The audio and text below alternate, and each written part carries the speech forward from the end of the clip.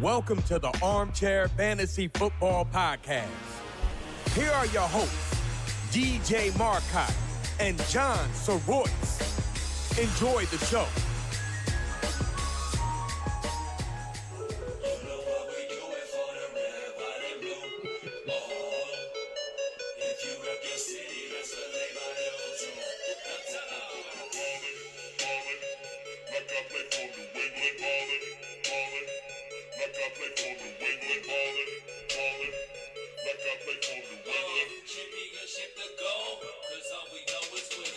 Ballin'. They weren't balling last You know night. who's ballin'?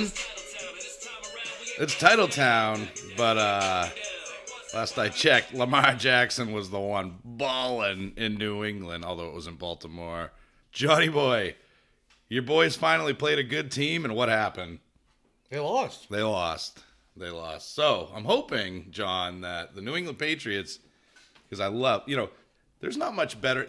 There's me winning in my fantasy game, which will not happen against you this week because you have better luck than I do. It comes down to Zeke and Saquon. Zeke has a great matchup. Barkley has a terrible one, but Barkley's still going to score more points. I don't see that. So there's that. There's New England losing, and then there's the Cowboys winning. And in that order for me, it's a joyous day today.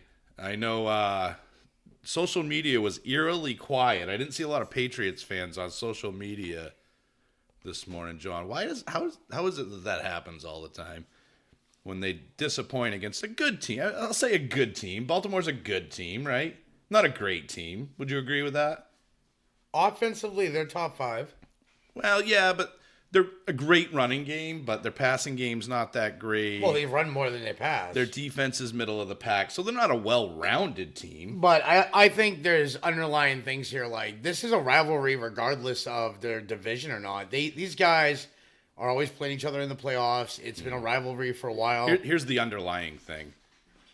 The Patriots have been playing tomato cans all year long. Oh, I've never said that. Tomato cans. That's the difference between me and most Pats fans. I admit that we had a cupcake schedule. I admit that we were going to face a hard team. What did I say a couple weeks ago? That this would probably be our first loss, a good chance. Well, it was. I said that. And it shouldn't have been because New England's a better team. But here's the thing. They are a better team, but they have not faced a good offense. They have not faced a good weapon like Lamar Jackson. And then they finally did, and they didn't have an answer to it. Now, I will say this, because I know people think I just love to pile on the Patriots. And you know what? You people can handle it. You win championships every year. Get over it. You get when you're a fan of the team that wins all the time, you got to have a little durability. I mean, come on. But I will say this. Relax. They're going to be in the Super Bowl like they are every year. Just relax. You know what I like about this loss? More than anything? That it happened? That's what I like about it. No, I'm glad a loss happened because for a good reason. Carrying that undefeated thing is something that looms and is too much pressure. There's that No, I'm just saying. They've done it a couple times. I'm sure Bill Belichick's really like, you know what, I'm glad we lost because that undefeated thing was really stressing me out. It doesn't really stress him out, but you know it does affect some of the players. Yeah, that's a I don't know, whatever. But hey, listen, the good things are coming, guys, because some more crap games are coming up on the schedule. So, New England Patriots, they're going to be fine. I'm not going to lie. Normally, I just predict that they'll be in the Super Bowl every year because that's just how it happens. By hook or by crook, they get in there.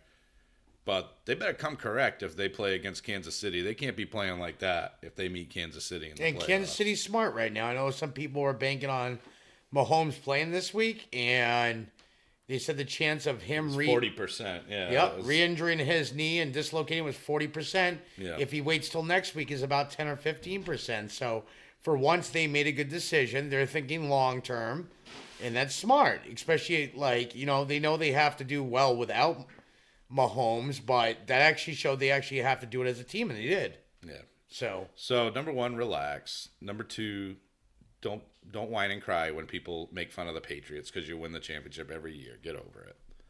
So that's it. You know who's not getting over? These people are going to go over in the news. So first person in the news. Yeah, especially Mark Walton. Mark Walton just slapped with a 4-game suspension for violating the NFL's policy on substance abuse and misconduct. So I'll be curious to know if there's more to that. Walton also, I think, had a DUI, which was the purpose of his original suspension. That could be or the conduct cause, I thing. It should didn't say it in there, but it did say Uh, conduct. I don't know if that's the case again. Uber's really cool. It's really cool because you can drink and not have to drive, and you don't have to wait for a cab. You don't have to hail a cab. There's a sweet little app. I don't know if that's the case though, but that was, I think, what caused his Uber's first great. suspension. You can sit there and not even have a conversation with your driver. That's optional. Yeah, we'll give Lyft some love as well. You know. Yeah, this is a bad deal. You know, Miami showed some signs of life, and I'm sure Preston Williams is in your news here, and he gone for a little bit. Well, I might as well tie that in now. Yeah, we can tie it right in. Preston Williams is out for the season. His knee. So it's officially the season. It's the season. And then, you know, this news on Mark Walton. Miami's destined for first overall pick, but Cincinnati might have something to say about that. But I also think you never know. This kid could be the real deal in Cincinnati there, the Irish kid there. What's his name? Finley. Yeah. Ryan Finley. And he loves to fight. And, but anyway, it's a sad day for Miami. They finally showed some signs of life, and they're just destined to be a trash organization for the rest of mankind. The only thing I will say is they have, even if they don't have first pick, the amount of picks they have stockpiled for next year. And you know what this says, John? And Adam Gase should be fired tomorrow, in my opinion. I don't know why they hired that guy in New York. I don't know what their thought process was there. He left Miami worse than when he got there, and he's doing the same thing. How it's possible to leave the Jets worse than when you get there, but he's doing it. I don't even remember what my original point was, but so with the dude there in Miami, what's the coach's name? You should know this because he was a former Brian Patriot. Flores. Brian Flores. The team played for each other yesterday, and the team played for him yesterday. So there's something to be said for that. But yeah, bad stuff here. That's a shame. So next news. Devontae Parker though. That guy's stock just rose. Albert Wilson as well. I would say so, but I haven't seen him do it yet. He's been nothing but hype his whole career. He hasn't really played that many snaps. I think with this happening, it's either going to be him or Jakeem Grant. But would you agree he's really been nothing but hype? I would say Gesicki's got a better chance. I don't know. I think Jakeem... I'm starting to not believe ever in Albert Wilson, and I know the talent he's got. He's a yak monster. Yeah. He's got the potential to be, but he's just never really come I think through. Jakeem Grant will be the silent one that no one Could thinks be. about. We'll see. And then, of course, this leaves Kalen Ballage. The guy that runs like he's got a Volkswagen strapped to his back. That's just ugly. So I would anticipate, John, a lot of throwing. Maybe the return. I'm just going to say this. Maybe the return of Jay Ajayi to Miami. It could happen. It's a possibility. He's a free agent. So, yep. In other news, Josh Jacobs' shoulder was limited in practice today, but notice I said the word limited, so we'll always take that on a Monday. He was last week too, right? And he played and he balled out. Yep, so he should be fine. Yep. Panthers, a couple things for the Panthers. Panthers claimed Dante Moncrief, but what did we say at the beginning of this season with Dante Moncrief? He's trash. I hate to say that about a human being. I guess when you... He was the number 2 in Pittsburgh to start the season. Where'd he end up? And that, I said a long time ago in the offseason, that and a dime wasn't buying you a cup of coffee. That was hype. Fake news. We said either Deontay Johnson or we said James Washington. Well, Jalen Samuel's the number 1, so I guess that makes Juju Smith-Schuster the number 2. So we'll get into that. The other bit of I can assure you. The other bit of news is Kyle Allen. So, by the way, I have a new name for him. It's Screwju Smith-Schuster. That's officially his new Kyle name. Allen will start against the Packers this week. Cam Newton. He might start for the rest of the year, yeah. Yes. Rumors with Cam Newton as of right now. A lot of talks. He's not healing the way he should. He's not even... Yeah, like he hasn't progressed at all by the sounds of it. It sounds like it actually hasn't gotten better. Okay, remember back in the offseason, what did I tell you? This was, I think, on my hot take episode. This feels like an Andrew Luck situation. That's turning into that too, exactly. And then what's happening? What they were saying the other day, there's a good chance that he will be shut down for the year, and Kyle Allen will start. Yep. That's what it's looking like right now. Yep. Other news. This guy, every time he shows potential, something goes wrong. Paris Campbell, hand fracture, will miss time, but will not be put on injury reserve. But a hand fracture is going to cost him 3 to 4 weeks. You know what, dude? I'm watching that game, and I fear, as talented as he is, the career path of Paris Campbell is going to follow the career path of Percy Harvin. Ugh. And that the team only views him as a gadget guy. Like, you watch, and he's not catching passes. He's doing, like, end-arounds and stuff like that. So I don't know that there's a fantasy impact to be had here, just because I don't think... I mean, this was an opportunity for Campbell to be a big part of the game plan. It just wasn't. He just wasn't. The kid, what's his name there? Pascal was a part of it for sure, but Campbell just hasn't been able to take the opportunities, so nothing to see there. So, unless something happens big, I know they're saying he has a chance to play this week, but Jacoby Brissett has a strained MCL, came out of the game early. So, on the same play, not only did he get his foot stepped on, but the lineman backed into his leg, basically hyperextending his knee backwards. It was like a double whammy. It was like a double whammy. So it wasn't just a step on the foot that made it bad. It was the strained MCL. Brian Hoyer ended up playing the rest of that game, but He did a fine job. they are saying Brissett has a chance to play against Miami this week. I think it's stupid. If he I've is, seen that, yeah. I think you just play Hoyer against the Dolphins. Well, the problem is, I mean, they're 5-3, so, you know, the tough loss this week to the Steelers, who honestly had no business winning that game. And you know, Vinatieri, obviously, this definitely, I think, is his last year if he makes it all 46. year. You gotta. I mean, I got. Yeah, I mean, the man is the greatest kicker of all time, arguably. So it's hard to beat him up. But you're just watching. You know, I saw on Facebook, you know, in one of the fantasy football discussion threads, or the only one of the two I'm involved in. Somebody had made a point about Vinatieri and that his time is over, and some guy made an excuse. Well, the laces. He hit the laces. It was a bad hold. Well, yeah, it was a bad hold, but what about all the other kicks he's missed this year? You know what I mean? You can't just isolate it to that one kick. But yeah, Brissett, I think they need him out there, John, because, you know, this is a time of the year where the wins are really important. They really are. So, and he's not really a running quarterback necessarily. He doesn't run a ton. So I don't think he's got too much risk of re-injury, but I think the team thinks they need him out there to win, and they don't think they can win with Hoyer, and they've got every right to think that. Speaking of, they couldn't win this week with a team that only targeted one guy. Speaking of injury being rushed back, I know Deshaun Jackson's been fighting to come back. Yeah. And I think he actually just made himself worse. He has core muscle injury. He had surgery, right? He is going to be out another 4 to 6 weeks. Yeah, because he's having surgery. Yeah, at this point, that's the season. That's the season. So yeah, they can hope to have him for the playoffs. If you're in a league with Deshaun Jackson, cut him. Unless it's a dynasty or a keeper. Yeah, just cut him. It's a shame too, because the reunion there in Philly and Wentz, you know, like Deshaun Jackson does to quarterbacks, Wentz played better when Jackson was out. Yeah, there. and he looked. I mean, at the beginning of his first 2 games, he looked. But I'm amazing. a Cowboys fan, so not enough bad things can happen to the Eagles. This was a little bit bummer news yesterday, though. Adam Thielen hamstring will play when doctor says he's ready and ready to play. So to me, this sounds like more than a 1 week thing. I'm guessing by the way it's talking. My speculation would be 2 to 3 weeks. Boy, oh boy, I hope that's not the case, because you and I have set up we've built a bully in our tag team league, but we did manage to win without Thielen last week, and I think more of that was luck than anything else.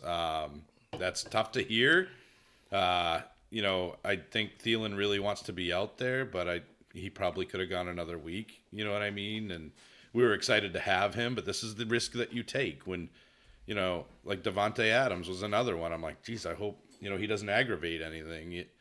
But then again, Devontae Adams has had like a fortnight, 2 fortnights, 3 fortnights, however many fortnights to recover. So he should have been fine. But it's just and then there's the decoy thing that you worry about.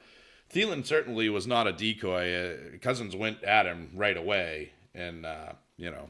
I just tweaked it route running. Yeah, is my guess. So it's a shame. So keep your eyes peeled for that week by week. Redskins declined to name a starting quarterback for week 11. I still think Haskins is trash. That's my personal intake on that one. Yeah, he didn't look good. I mean, he barely threw the ball. And I think, you know, that's what you look at it. Mason Rudolph's a trash quarterback too. He might be worse than Haskins. He might be. I would say Rudolph's probably the worst starting quarterback in the league, and there may be backups that are better than him. So what do? They have him not throw it all or throw 5 yards away. You mean like Brandon Allen? We'll talk about that more, though, when we get to that. He started pretty good. That's what I'm Yeah, saying. man. So we'll talk about more of Okay, that. I was gonna So say, don't be down on no, him. I'm giving the kid credit. Remember we said What he's a did rookie? I say, guys? When there's a guy that's going out there, you go pick him up, and if he's nothing, you just dump him. That's why next week is Finlay. Ryan Yes. Finlay. He loves to fight. He loves to fight, and you'll win a game here. Yeah. Okay, next bit of news. Le'Veon Bell underwent an MRI on his knee on Monday, or today, I should say. So waiting to hear reports back from that. Who? But Le'Veon Bell. Oh, okay. So He sucks, dude. I'm sorry, but I think it's a big part of it is because of that team sucks. Kid, stop dropping stuff over there. It's speaking unacceptable. of stinking, You're the cameraman. the Cleveland Browns, Freddie Kitchen says Kareem Hunt will definitely have a role in week of course he will. 10 against the Of Bills. course he will. Or 9. Wait a minute. You know, Freddie Kitchens must spend a lot of time in the kitchen. He's a big fella. I was just like watching him during the game, and I'm like, you look at this guy. I see the same thing in Matt Patricia. I'm like, they just don't look like head coaches. No, they don't. You know, neither does Belichick. But I guess, you know what I mean? I just look at those guys. I'm like, those guys just look clueless out there. Bruce Arians said Ronald Jones has earned the right to start and play more snaps. He's So that's he's got a decent matchup next week. I'm trying to move Marvitron for a running back because I made the deal for Julio, who better go off next week or I'm going to be really mad. And of course I traded Jacobs in that deal, so I need like a 1 week fill in with Fournette's bye. So I was thinking Peyton Barber, but I'd rather Mark Ingram. Do you think it's worth it? Trade a guy like Marvitron for a 1 week. I didn't mean Peyton Barber, by the way. I meant Ronald Jones for a 1 week fill-in. if you want to win that week, yes. Yeah. It depends how you're Well, I looking. don't know. This might be a news flash to you, but I would prefer to win that week since Well, I'm going to that's- lose a fluky matchup to you again. You're not going to lose. We will discuss. We'll see. We will discuss it So tomorrow. here's the part, folks, where I say I'll put $50 on it, and he's like, "No, I don't have any money." I don't. Well, if you, then you will Can't if bet you something take I don't the have. sure bet that you insist is going to happen. So, well, we also bet on Juju getting 200 targets. And I was supposed to sing. I really thought I was going to be singing, but that went sour. That's down the crapper now, though. Well, that's not my fault. Big Ben went out. But that's part of it. I just picked my nose on live TV. Well, I didn't pick it. It wasn't a pick. It was a scratch. So- For those Seinfeld fans out there. We're going to finish the last bit of news, and we'll go in the games and discuss more. Josh Gordon passed his physical and is aiming to make his Seahawks debut next Monday night. But should be practicing this week, and we will see what Mr. Josh Gordon can do. He's going to draw double coverage, which makes Tyler Lockett even more valuable. Or DK Metcalf more valuable since he has the most red zone targets in the league. Yeah, man, that Seattle team, if they could just do what they do every other week, every week, they'd never, I mean, geez, they'd be Super Bowl winners for sure this year. We'll go. Unless Russell Wilson wants to take a big bag of money to throw the game against the Patriots. You never know. Again. We'll go into the first game, Thursday night's game. San Francisco 49ers played the Arizona Cardinals, and the 49ers came out victorious, and they still stay undefeated at 8-0, and the Cardinals will drop to 3-5-1. 49ers won this game 28-25. I actually told somebody, they asked me that night who I thought would win, Arizona or the 49ers. I actually chose Arizona, and somebody's like, why would you choose Arizona? Here's an interesting stat. Before this game this week, Arizona was actually 8-0 in the last 8 matchups against 49ers. That's why I chose Arizona as an upset. You but know why else? It didn't happen. You know why else? Why? I don't even like Drake. You don't like the Drake? Hate the Drake. I love the Drake. How could you not like the Drake? Who's the Drake? Who's the Drake? The Drake looked good. Who's the Drake? We all know who the Drake is now. The big surprise coming out of this game, John, was the performance of one Kenyon Drake, 15 carries for 110 yards and a touchdown. And then, oh, by the way, 4 catches for 52 yards through the air. He ran at a 7.3 yard per carry clip, John. And had he got more carries, they might have won the game, to be honest with you. They stayed competitive on the back of Kenyon Drake. What's going to happen when David Johnson and Chase Edmonds are back, more specifically David Johnson? That's the big question here. I think you could see double running back sets, to be honest.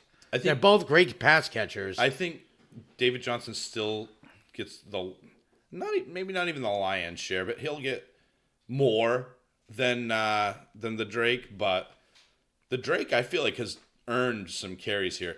I could see this as, ironically, the team they face as a San Francisco 49ers type of a situation with, I think, not necessarily a 15 to 12 carry ratio like San Francisco had this week, but, maybe David Johnson gets 20 carries and Drake gets 10 every week. You know what I mean? I could definitely see that happening. They both can catch passes. I think Kingsbury, John, is probably salivating over the fact that he's got two gems. One of them, David Johnson's a better player than Drake, but Drake is a dynamic player. He has pass catching ability. This is what he could have done in Miami had they ever used him properly. This would indicate that they did not use him properly, John. And he's a good guy to have. I mean, I would temper your expectations because once David Johnson gets back out there, which will be the next game, presumably, this guy, his workload is going to go down, but I think there will be a workload there. And I don't know if Arizona is mathematically eliminated from the playoffs. I'm assuming it's close. It's very close at this point. But maybe this leads them to say, well, maybe we just give David Johnson just another week off, just to really, truly heal him up. And I don't know, but because this is where the news gets kind of sketchy. There was another thing I saw that David Johnson could potentially be back this week. Is that David Johnson pushing himself so he doesn't lose his starting job, maybe? It's possible. I don't think David Johnson's losing his starting job. I think he might, lose some carries, but he's not going to lose his starting job unless he gets hurt. That's not happening. But Drake definitely proved himself, and I don't know if Drake's in a contract year or not, but, he's definitely, teams have got to be looking at him saying, oh, wow, this guy does have the right stuff. But he needs usage, just like any running back. And frankly, he did a lot with a little, John. Like 15 carries isn't a lot. And he just made it happen. And I think he was trying to prove a point, and I think he's going to continue to do so. But he lowers David Johnson's value, and David Johnson lowers his. So it's going to be a little crummy situation there. But I think both of them can. You're not going to see David Johnson have 30-point games anymore, I don't think, with Drake out there, because I think he earned unless the only thing I can see here, if you are Kingsbury, I would try to get them both on the field. I'm being honest.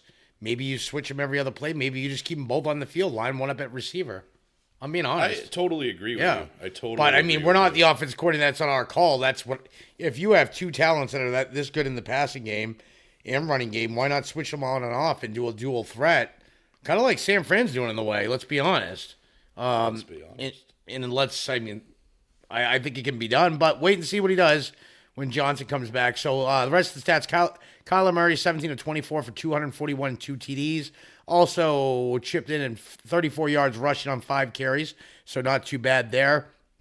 Like we said, the Drake went up. In Arizona, John, before we move on from Drake too quickly, if David Johnson's out, they face the Buccaneers, so that's actually a tough run defense. So that might not be. No, but it's a lovely pass catching. It is. So if they can get an attack going through the air. Speaking of pass catching, Andy Isabella did everything with his one target, one catch. He had one reception for 88 yards to the house for a TD. And this is, again, Andy Isabella is a guy that I was touting in the offseason, specifically in Dynasty, and this is exactly why. This dude's a playmaker. And I think this guy here, we've seen the end of his trail. This could be his retirement year. I've been saying this week. Larry Fitzgerald, 4 catches for 38 yards. The rest of this team will not go into. 9 yards per reception. Keyshawn Johnson had 2 catches for 22 yards and a TD, but still nothing great to talk about. Christian Kirk came down to earth too, so that's a little disappointing. That's the thing. 5 targets, 2 receptions, 8 yards. But this is what this team does. They target.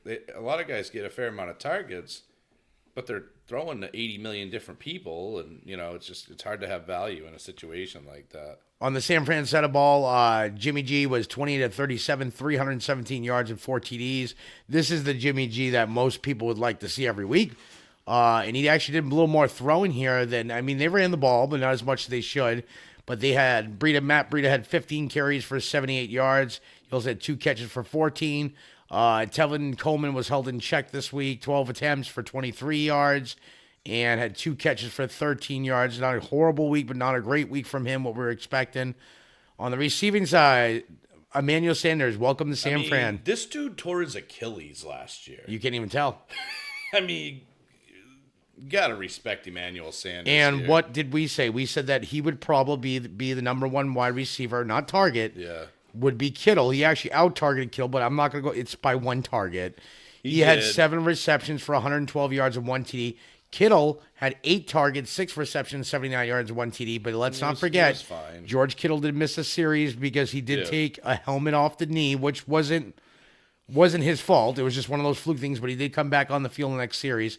Deebo Samuel, this looked good. 7 targets, 4 receptions, 40 yards. Not really, though, because he dropped a sure touchdown. Yes, he did drop a touchdown. He did some stuff in that game that isn't going to do him any favors in terms of getting targets in the future. So just temper your waiver wire expectations on him. And also, Andy Isabella, I just want to make a point on him.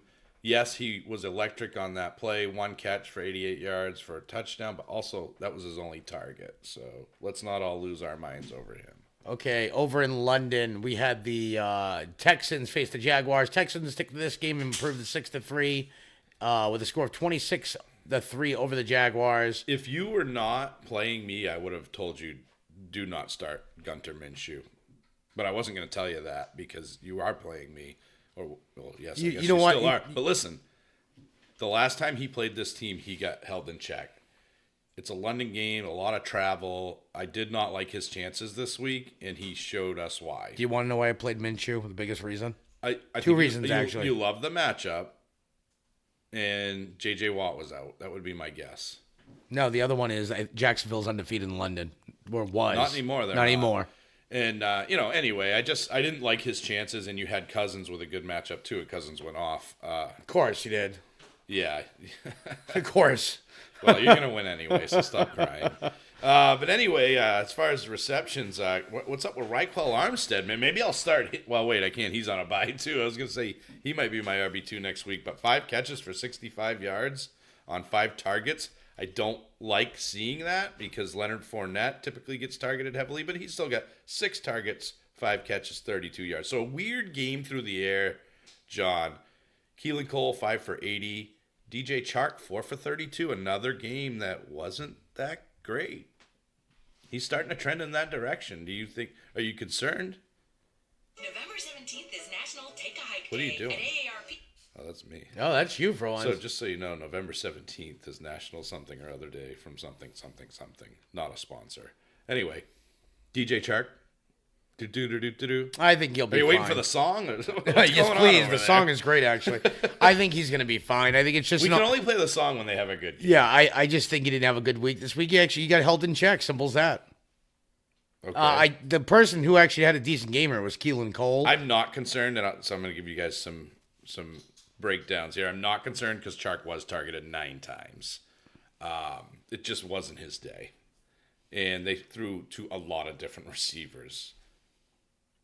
9 different receivers, John. Quite a bit. So I wouldn't be too concerned about Chark. Keelan Cole, this is a 1-week wonder situation, I think. But if D.D. Westbrook's out for an extended period of time, you could definitely look at Cole on the waiver wire.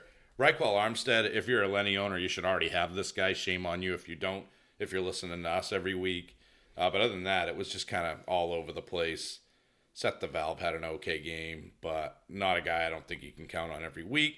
Fournette, John, 11 carries for 40 yards. Not good. And again, what did I tell you about bad coaches? The second they sniff that they're going to be from behind, they abandon the run. And you just can't do that with a running back like Leonard Fournette, but that's what they did. He didn't get those legs churning. He didn't get opportunities for big plays. And it was a tough matchup, but I thought without J.J. Watt out there, John, that he would have, a better game, but he did not. Yeah, I thought the same thing. thing. And because he was playing against John, and John's really lucky. They abandoned the run second quarter, which I have no control in London. Just saying. Houston, well, wait a minute. You're the guy that says, oh, London. All the London they games. do. So don't they tell me kill in that. London. So this was a weird week. Let's be honest. Miami won. We'll talk about that. Deshaun Watson didn't have a great week. I mean, he had 201 yards passing, 2 touchdowns. And on the ground, he did have 37 yards rushing as well. So not the best performance from him. Carlos Hyde, John, 160 yards. He was running like a madman. Running Hyde on 19 carries, 8.4 yards per carry. Jacksonville just had no answer for Hyde on the ground, but not an every week starter. Actually, the bad thing about this, Hyde actually had a touchdown because he got a little cocky and didn't cover the ball, and they poked it out and got a touchback. Yeah. So technically, he would add even more points. You know who did have a touchdown? John Duke Johnson. 7 carries for 13 yards, but racked up a touchdown. Also, finally using him right. 5 catches for 68 yards. This is the way we like to see Duke This used. is the Duke Johnson that we expected. But, again, like Hyde, not sure I can expect it every single week, John. How much of this is Will Fuller not being there? You know what I mean? I don't know if I can trust Duke Johnson every week. And then other than that, other than that and DeAndre, of course, but DeAndre wasn't that great. A touchdown kind of saved his day, John. 11 targets, which is great, but only caught 8 of them. Well, he caught 8 of them for only 48 yards. He was covered quite a bit by A.J. Bouye. But again, how many times are we going to sit there and talk about this elite stud wide receiver? No, but I mean, he's and still blame it on the matchup. He's an elite stud wide receiver. No, I'm not blaming on the matchup. He actually did better against Ramsey than does Bouye, but he put up 18 points. And the targets, but you got to get concerned. It's like, man, if he doesn't catch that touchdown, and he did. Yeah. So I'm not revising history, but I'm just saying 8 for 48 is not a good look. Yeah, he almost had another touchdown on the end around. He just missed it by like 2 yards, so it was close, but that would have been nice for the end round, pad his stats a little more, but... Yeah, but other than that, pretty uneventful day in Houston. Kenny Stills was okay, 4 for 52, but nothing special there. Caught all 4 of his targets. But that was pretty much it for that game. So as far as waiver wire, I don't see much here. So maybe Keelan Cole's still on the wire, potentially. And again, Reichwell Armstead is a good pickup. It all depends on Westbrook, though, because the pecking order, if Chris Conley's still out there, you should have picked him up because he was seeing him with Westbrook there. But and he got 7 targets, Conley. He's definitely going to see more targets with Westbrook. Catching only 2 of them, John? Yeah, that's the bad part. That's bad news. Chicago Bears 3-5 now face the Philadelphia Eagles, who are 5-4. Sorry, they're 5-4 now. Yeah. The Eagles won this game 22-14. Mitch Trubisky, he is just trash. I just don't know what to say. Mitch Trubisky. He's so bad. Mitch Trubisky. That's what we'll call him. Trubisky is more like it. Trubisky's good, okay. He's a bust. 10 for 21, 125 yards, and that was all in the second half, John. Oh, yeah. Did you hear what they had at halftime? I did, but I can't remember. So they had, and this is counting, remember, this is counting punt returns, kickoff returns. Negative yardage or something. One yard. net yard. 1 yard. 1 yard. That's unacceptable. And that's net. That's not just Trubisky. Yes, that's the whole team. One net yard. When you know Trubisky is Trash Bisky, that's another good one too. Trash Bisky, Trubisky, a lot of good options there. Anyway, when you know he's the quarterback, you're just going to stack that box, and then you're going to see 14 carries for 40 yards for 2.9 yards per carry. Thank God David Montgomery had 2 touchdowns. And 3 for 36. If David Montgomery could get a good quarterback, can you imagine what this kid would do? He could do what he did last week, but he'd do it every week. Yep. Allen Robinson, John. Allen who? This is his worst week yet. This guy was... Cringe face emoji. Yes, he was captain consistent until this game. Until this game. Until he faced the lousy Eagles secondary. I told you, this was a bizarro week. This really was really weird for this team. I mean, even Chicago, who's got a bad offense, this was especially bad against a good run D. Like I could understand David Montgomery having a rough game, but this secondary is awful. They did nothing. Well, their secondary, the Eagles secondary did a lot. We will talk about how you... Nothing to see here, by the way. What did you say about Zach Ertz? Do not worry about him. He will come back. Right again. He will come back down to earth. Yep. Zach Ertz, 11 targets, 9 receptions, 103 yards, and a TD to add to the salt. Salt into the wound. What did I say? I called it. Yep. This week was the week in that the squeaky wheel gets the grease. That's the one constant in the NFL. That's the one consistent thing that when a stud player has a couple 3, as they say up here in Maine, bad weeks, you're guaranteed that they will get that action. And he certainly did with 11 targets, 9 catches for 103 yards, 1 touchdown. But Goddard's still getting red zone targets. 5 targets, 4 receptions, 39 yards. And he got targeted 39 yards at for least Dallas. 1 time in the end zone. Carson Wentz, 26. It's like he doesn't even hear me, guys. It's like we're in different rooms. No, I hear him. What did I say? I don't know now since you just Oh, stopped me in the oh, middle. geez, I don't know now. You That's said a Dallas lame- is still getting targeted in the red zone. Yes, he got at least one target in the red zone. Yes. So that's kind of bad news for Ertz, but great game all around. But you got to look at it this way too. Other than who is their deep threat with Deshaun Jackson out? That's what's hurting this team. Sorry, they have Miss no Jackson. deep threat. Yeah. They really don't. Carson Wentz was 26 of 39 for 239. His only TD was to Ertz. On the running side of the ball, Jordan Howard actually had a decent game against the Bears, 19 of 82. Yeah, I mean, sorry, Howard's 19 been for 82. consistent as A of TD. late. He also had one catch for 1 yard, but it's a catch. Miles Sanders looks like his usage has gone up a little bit. Not where I want it to be, but against the Chicago Bears, it actually wasn't that bad. He was 10 of 42 on the ground, and then receiving out of the backfield, he had 3 catches for 31 yards, so not too bad. And Aguilar seeing the targets, but saw nothing as it relates to yardage. 3 catches for 21 yards. You gonna let me talk Yeah, today? I'm just trying to finish this. Jeez, man, calm down. Take it easy. Do I need to get you some more chamomile tea? No, it's just been a long day. Long and They're all stressful long day. days for you.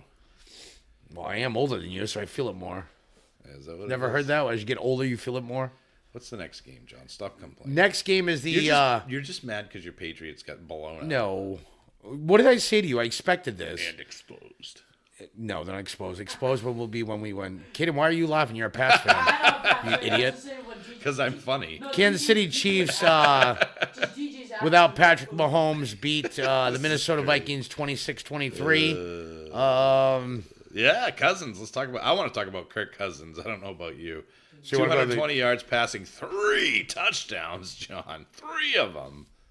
Pretty good day for Kirk Cousins. You That I know, didn't as play. usual, you started. Oh, wait a minute. You once again didn't start him in a great matchup. What is with you, man? You got to start him in the great matchups, dude. You were in love with Gunter. You were feeling that Minshew magic. Yep. That's what it is. And I thought he actually had the better matchup Well, on paper. Well, Minshew had some magic. He pulled a disappearing act. So, yeah, but yeah, Kirk Cousins didn't. Dalvin Cook, 21 carries, another huge workload. Only 71 yards at 3.4 yards a carry, John. But he always gets that value because he has passing game work. He got 4 catches for 45 yards. So still a good day from Cook. Not a blow-up day for him, but as I also predicted, who else pulled a disappearing act, John? Stephon Diggs. Stephon Diggs, where are you at? Diggs, are you under here? You under the table? No, I can't find Diggs. And this Where is he? and this is against a Kansas City secondary that is not that great. Diggs is just not the same guy he was last year. And it's sad because I used to really like Stephon Diggs, but he hurt me, and he hurt me really bad, and I've moved on from him. Amir Abdullah, dude.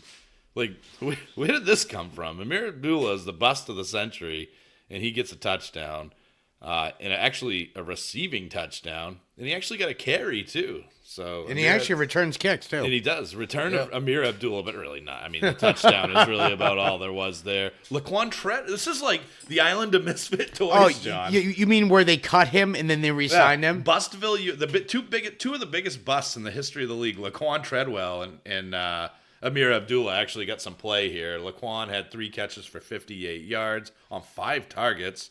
But I think a big part of that, John, was the disappearance. The other disappearance due to injury of Adam Thielen. So does that make Laquan Treadwell, however, a guy to pick up or look at on the waiver wire, provided that Thielen is out? I think it depends on your matchup. If you're playing a team that has a good chance against tight ends, I would lean more towards Rudolph. Yeah. Because his targets are still high. 5 targets, 3 Yeah, catches, 23 yards, and a touch. So Rudolph had a good day, but not too heavily targeted. Dalvin Cook had the most targets through the air on the team. I would lean more towards if it's a easier matchup for the secondary. Oblabi Johnson there, whatever. I can never pronounce his name BC? right. What? There's a BC Johnson that got targeted, but yeah, I know who you're No, talking about. Olabisi Johnson. He's a different Johnson. He's the other Yeah, receiver. well, he didn't catch a pass at all, John. And No, he wasn't- did. and He had 1 catch for 4 yards for a TD. Okay, they're calling him BC Johnson then, because here it's BC Johnson. So I think they simplified his name. Huh. See? Like BC. They're like, yeah, nobody can say his name, so we're just going with BC. I got Olabisi Well, Johnson. Olabisi, yeah. Olabisi. Yeah, he had a touchdown, but he only got targeted twice, so he's really irrelevant to me. Almost as irrelevant as Stephon Diggs. But Irv Smith, John, You get a little action there. 6 targets, 4 catches for 33 yards. Are you looking at either of these tight ends as streamable guys? More Rudolph just because Chemistry. Smith showed some athleticism, though, man. He's fast. He's a good blocker, too. But it looks like they're using more double tight end sets now. I've noticed in the last couple of weeks, the more than they have in the beginning of the season. Well, I think a lot of it's due to Thielen being out. But really, waiver wire wise, I think it's really just those two tight ends as streamable options. Moving on to the Kansas City Chiefs, Matt Moore, 275 yards and a touchdown. He game managed his way to a win here, John. And pretty much all there is to it. And Damian Williams came back, 12 carries for 125 yards and a touchdown. And he did a little work as well, the receiving, but very little. Speaking of came back, 2 catches for 3 yards. Where the heck did Tyreek Hill come from on that Damian Williams touchdown? He came out of nowhere. He good, dude. He good. And he outsprinted Damian Williams. That was so awesome. Literally, Damian Williams like, and you might have seen some Sam Darnold level ghosts because he probably thought a DB was like coming right up on the rear, and it was like Tyreek Hill lapped him. It was amazing. It was like but he was trying to protect him. He was doing a great job. But he was more excited that Damian scored. He actually outbeat him in the end zone. He literally lapped him, basically. Shows... And Tyreek had a vintage Tyreek day where he just took the top off and made stuff happen. 6 catches on 8 targets for 140 yards and a touchdown. And he did have 1 carry Sammy as well Watkins actually showed up. Sammy Watkins had a good day. He shows up every now and again. I still don't like him. I can never trust him to start him, but he did have 7 catches for 63 yards. Kelsey had 7 catches for 62 yards. So Matt Moore has done a good job keeping these guys, John, fantasy relevant on what should be the eve of the return of Patrick Mahomes. He didn't do himself a ton of volume, in terms of fantasy points, Matt Moore, but it wasn't a bad fantasy day. No, he managed his team well. The difference here is that if Mahomes played, there'd be 4 guys with like many numbers. Yeah, well, this is really respectable. The thing I want to talk about, John, in this game is what is the deal with Damian Williams and LaShawn McCoy? Who is the guy? I thought it was LaShawn McCoy based on what I've seen the last few weeks. Just because the targets he was seeing out of the backfield, I don't know what it is. Maybe Williams was beat up. And Williams did have one of his runs go for 91 yards. Yeah. That was the touchdown. Yep. But he still did that. Longest touchdown in Kansas City Chiefs history. Longest one this year for a rush, too. Right, yeah. So I don't know. Maybe Williams was more banged up than we thought when he returned, so that's why he was using McCoy. So maybe he's just taking turns to keep him healthy. So would you trade Marvin Jones for Damian Williams? Because Marvin Jones' stock is very high as well. I'd rather keep Marvin Jones than Damian Williams, if you wanted my opinion. Yep. I think Marvin Jones still has a... It's hard to distinguish in Detroit right now who the number 1 and number 2 is. It's that neck and neck between those two. Yeah. All right. Let's move on to the next one. Next game, the Buffalo Bills were at home, and they beat the Redskins 24-9. As they should have. Josh Allen had a okay day. Oh, really, John? Really, you don't think he's gonna have you didn't think he was gonna have a huge week this week? I had people telling me that Josh Allen was gonna go off this week, and I said Josh Allen is a 20 to 25 point a week guy. That's what he is. He's not the guy that gets 30 points. And he saw 19 points. 35 point upside. Yep, that's what he is this year, and that's why I moved on from him and traded him because I just did not. I could see what was happening. He had all the opportunity in the world, and he just wasn't making it happen in terms of big fantasy performances. Josh Allen's a good bye-week fill-in. That's what he is. I also think the Redskins don't get enough credit for their defense. I've watched some of these games. I watched some of this Redskin Buffalo's game. Redskins, actually, there was a couple red zone times that they actually stopped Buffalo. Yeah. And there was actually one of the drives that... The problem was Haskins. Yeah. For Washington. Yeah, so there's one of the plays, Gore gets stuffed. And even... Dude, 3 times in a row, these idiots ran with Gore on the goal line 3 times in a row. And then Josh Allen's like, hold my beer, and then he runs in But did you see the play before that? He had another. Gore gets stuffed. The Washington guy high fives Josh Allen. I don't know why Josh Allen high fives him.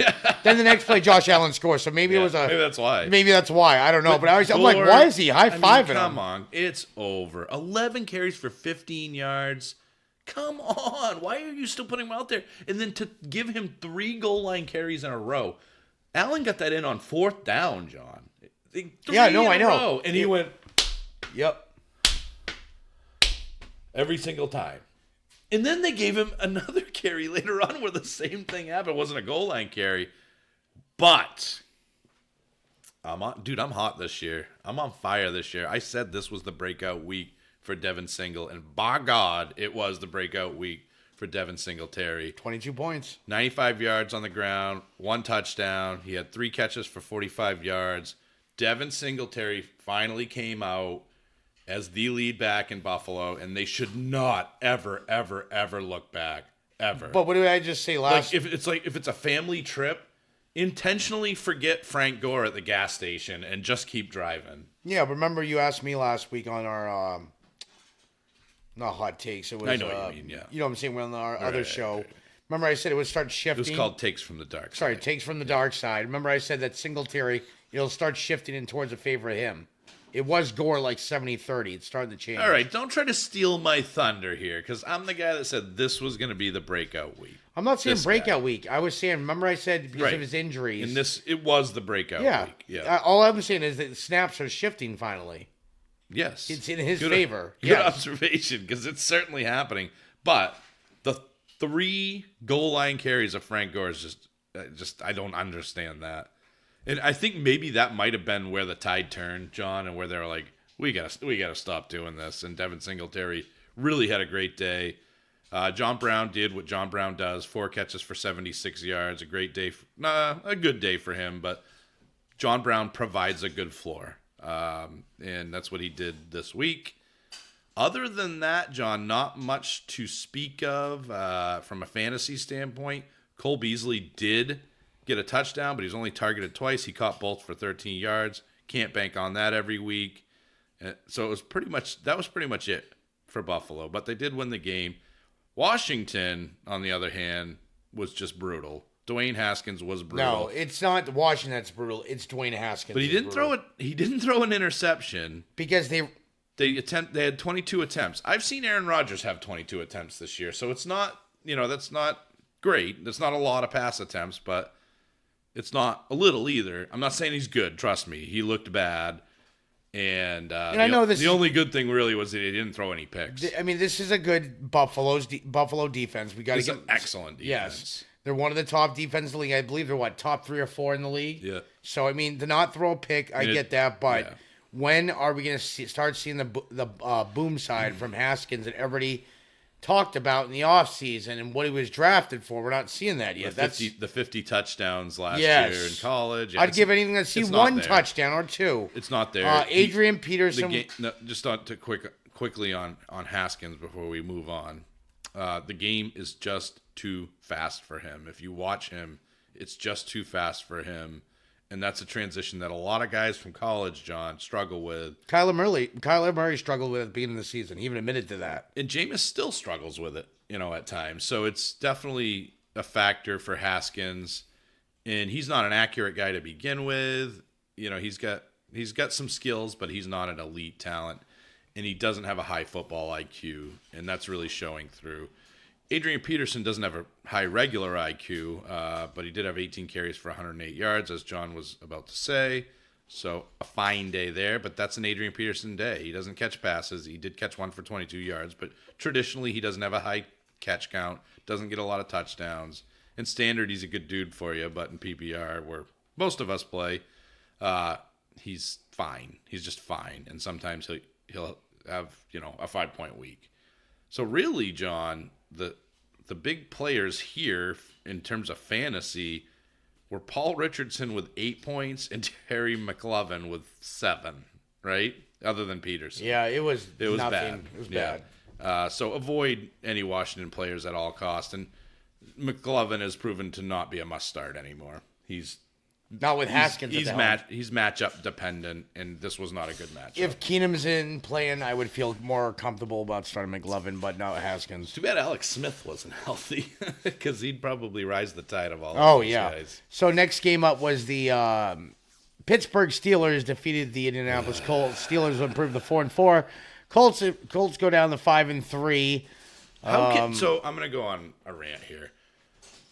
How in the world can you not stop a team who only uses one player on offense? How is that even possible? I'll say 2. Trey Edmonds, you got to throw him out there too, because he did have 12 carries. But like literally, I'm watching this game, and all it is Jalen Samuels, and he's not even that effective. He had 1.3 yards a carry, John, and then through the air he had 5.6 yards of reception. That's terrible. But they just kept going to him. Juju Smith-Schuster only had 5 targets. Vance McDonald had more targets than Juju Smith-Schuster. He gone. I just traded him because he's too inconsistent and you can't trust him every week. He is Will Fuller.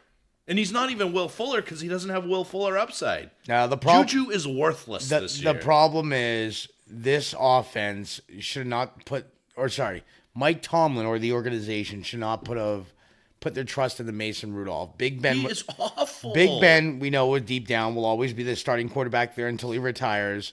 But for them to say, "Hey, Mason Rudolph is our future," obviously he's not your future. He threw because you know how many? I'm 35 sorry, times. I'm sorry, John, but I'm so upset about this. 35 times he threw. He got 191 yards, dude. 5.45 yards per pass. He threw an interception. Like, what is this guy doing out there? Sheriff Driscoll could have done a better job. Oh, you better believe. But that's the Sheriff thing Driscoll. is these teams are.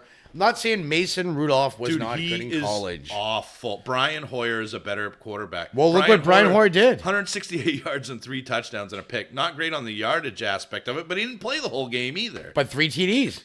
3 touchdowns. He made magic happen. He made it happen. Pittsburgh should have never won this game. Shame on Indy. Their defense is obviously terrible. They can't beat Mason Rudolph throwing to one guy. One guy, John. He threw 13 times to Jalen Samuels, and Jalen Samuels got him 5 yards every time. And that's what Darius Leonard playing. Yes, it's awful. I know. Awful. They should be ashamed of themselves. This idiot, Mason Rudolph, has ruined a fantasy-rich franchise. Pittsburgh always has fantasy-relevant players. At least 2, 3, 4, 5 fantasy-relevant guys. And this piece of trash, Mason Rudolph, has ruined it. They gone. And not only that, he has ruined Juju Smith-Schuster, which is a hell-worthy trespass.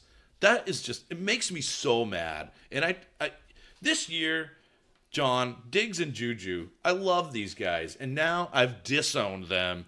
If you can get anything, and we better post this after the trade is accepted by Jake. If you get anything for Juju Smith-Schuster, take it. Take whatever you can get right now. I'm telling you guys. He's like a wide receiver 3 now. He is a wide receiver 3 at best. In his upside, Jake and I were talking about it. 20 points is like, he's gotten over 20 points once this year. See ya. And I think the only reason he's got value for me specifically and that people are interested is because it's a keeper league and Ben will be back. In redraft leagues, beg somebody to take him off your hands. It's over for Juju this year. His season ended when that idiot Mason Rudolph got in there. Like we said, he has seen glimpses of game, but he has never returned the form. And am I blaming Juju completely for that? No, because he can't throw the ball to himself. Yeah. But there has been times that Juju held on to the ball, but then he tipped it. He should have tipped it. They can see you. He tipped it into the defender's hands. So some of it was his fault. No.